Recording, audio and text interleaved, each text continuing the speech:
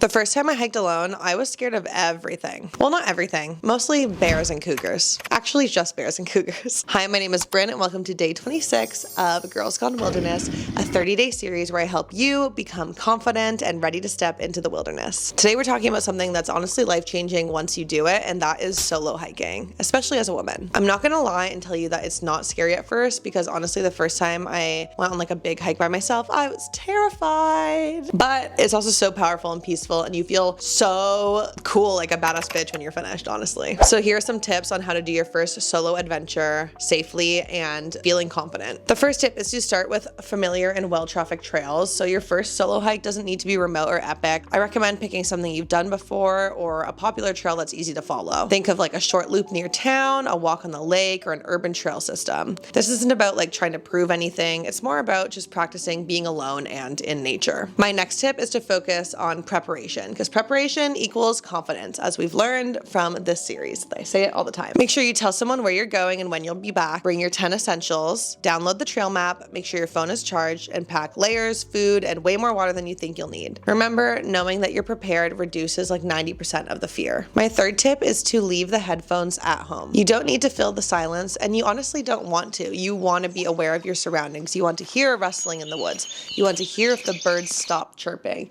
You want to hear if somebody's walking behind you. Let all of the sounds exist and pay attention to them. My fifth tip / advice is to know that it will get easier and it's not going to feel scary forever. Every single solo hike is going to build a little bit more trust with yourself and the outdoors. You learn how capable you are, and you stop looking out and you start looking in. Solo hiking isn't for everyone, but if you're even a little bit curious about it, I promise that you're ready to start, even if it's just something small. If solo hiking is something you've always wanted to try, but you're still a little bit nervous, let me know in the comments. If enough people are interested, I'll create a whole series just like this one, just on building confidence for solo adventures. You've got this, and I've got you, and come back for day 27.